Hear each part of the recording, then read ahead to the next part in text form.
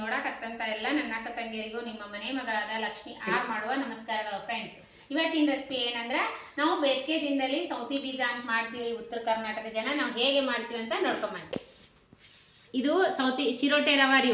ಚಿರೋಟೆ ರವಾ ಇದಕ್ಕೊಂದು ಸ್ವಲ್ಪ ಉಪ್ಪು ಹಾಕಿ ಗಟ್ಟೆಗೆ ನಾದಿಡ್ಬೇಕ್ರಿ. ನಾದಿ ಒಂದು ಅರ್ಧ ಗಂಟೆ 1 ಗಂಟೆ ಮುಚ್ಚಿಡ್ಬೇಕು. ಆಮೇಲೆ ಸೌತಿ ಬೀಜ ಮಾಡ್ಬೇಕ್ರಿ.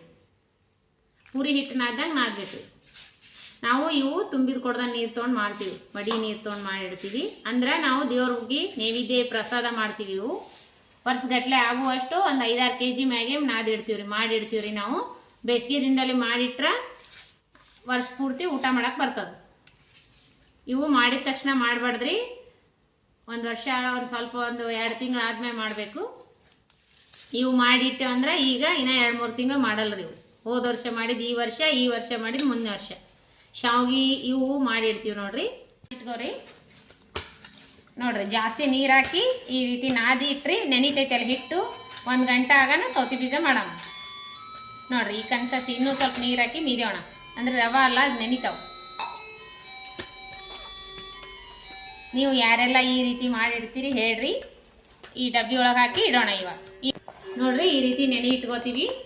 ನಾನು ಒಬ್ಬಳೇ ಜಾಸ್ತಿ ಇಷ್ಟೇ ನಾದ್ಬಿಡ್ತೀನಿ. ಜಾಸ್ತಿ ಮಂದಿ ಇದ್ರೆ ಜಾಸ್ತಿ ನಾದ್ತಾರ. ಕೆಲಸ ಆದ್ಮೇಲೆ ಮಾಡಕ್ರಿ ನಾನು ತೋರಿಸ್ತೀನಿ ನೋಡ್ರಿ. ಈ ರೀತಿ ನೋಡ್ರಿ ಹಿಟ್ಟು ನೋಡ್ರಿ, ಹಿಟ್ಟು ಇಷ್ಟು ನೆಂದದ ಎಲ್ಲಿರಬೇಕು ನೋಡ್ರಿ. ಸೌತಿ ಬೀಜ ಹೆಂಗೆ ಮಾಡೋದಂದ್ರೆ ಈಗ ಸೌತೆ ಬೀಜ ನೋಡ್ರಿ ಹಿಂಗೆ ಮಾಡಿ ಈಗ ರೀ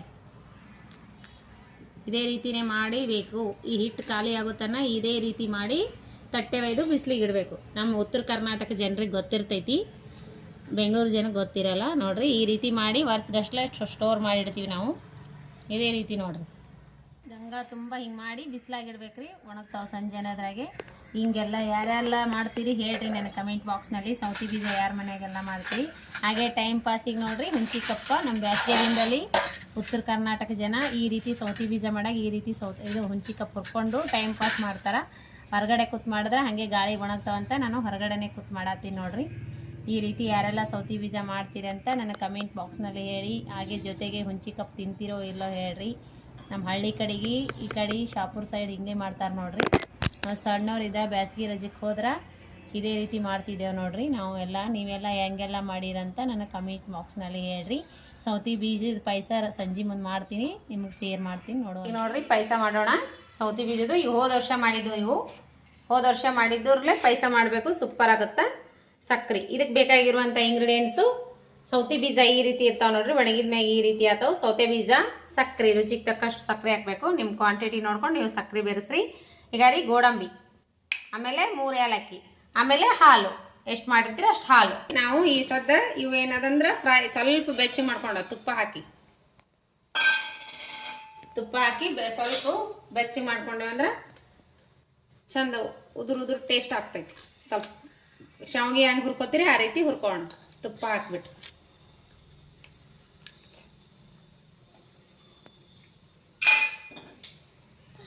ಹುರಿದ್ಬಿಟ್ಟು ಮಾಡಿದ್ರೆ ಚಂದ ಆಗ್ತೈತಿ. ತುಪ್ಪ ಫ್ರೈ ಆಗ್ಯಾವಲ್ಲ, ಇದರಲ್ಲೇ 2 ಬಟ್ಲ ನೀರು ಹಾಕೋಣ. ಕುದ್ದ ಮೇಲೆ ನಾವು ಸಕ್ಕರೆ ಹಾಕೋಣ. 2 ಬಟ್ಲ ನೀರು ಹಾಕೋಣ. ಇದಕ್ಕೆ ಈ ತುಪ್ಪದಾಗಿರ್ತದೆ, ಇದಕ್ಕೆ ಹಾಕಿಬಿಡ್ರಿ. ಕಾಶಿರುವಂಥ ನೀರು 2 ಬಟ್ಲ ಹಾಕಿಬಿಡೋಣ. ಕರೆಕ್ಟಾಗಿ ಕುದ್ತಾವೆ. ಕುದಿಲಿ. ಕುದ್ದು ರೆಡಿ ಆಗ್ಯಾವ. ಕುದ್ರೆ ನೋಡ್ರಿ ಹೆಂಗೆ ಗೊತ್ತಾಗ್ತಾವಂದ್ರೆ ಈಗ ಈ ಥರ ಜಾರ್ತಾವು, ಕುದ್ದಾವ. ಈಗ ಏನು ಮಾಡ್ಬೇಕಂದ್ರೆ ನಾವು ಇದಕ್ಕೆ ನಾವು ತೊಗೊಂಡಿರುವಂಥ ಸಕ್ಕರೆ ಹಾಕೋಣ. ಸಕ್ಕರೆ ಎಷ್ಟು ನೋಡಿ ತಿನ್ನೋಷ್ಟು ಹಾಕ್ರಿ. ನಾ ಇದ್ರಾಗ ಸ್ವಲ್ಪ ತಕ್ಕೋತೀನಿ, ಯಾಕಂದ್ರೆ ಭಾಳ ಸಿಹಿ ಹಾಕ್ತಂದ್ರೆ ಹೋಗಲ್ಲ. ಸ್ವೀಟ್ ಕಮ್ಮಿ ತಿಂತಾರೆ ನಮ್ಮ ಮನ್ಯಾಗ. ಇಷ್ಟು ಸಕ್ಕರೆ ಹಾಕಿದ್ದೀನಿ. ಈಗ ಹಾಲು ಹಾಕಿಬಿಡೋಣ. ಕಾಸಿರುವಂಥ ಹಾಲು. ಸಕ್ಕರೆ ಕುದೀತದ, ಕುದ್ದ ತಕ್ಷಣ ಹಾಲು ಹಾಕಿಬಿಡೋಣ. ಚಿಟಿಕೆ ಉಪ್ಪು ಬೇಡ. ಈಗ ನೋಡ್ರಿ ಹಾಲು ಹಾಕೋಣ. ಹಾಲು ಹಾಕಿ ಇಳಿಸ್ಬಿಡೋಣ. ಜಾಸ್ತಿ ಕುದಿಸೋದು ಬೇಡ. ನಿಮ್ಮ ಕ್ವಾಂಟಿಟಿ ನೋಡ್ಕೊಂಡು ಹಾಕೋರಿ ಹಾಲು. ಈಗ ನೋಡ್ರಿ ನಾವು ಗೋಡಂಬಿಗಳು ಫ್ರೈ ಮಾಡ್ಕೊಳ್ಳೋಣ.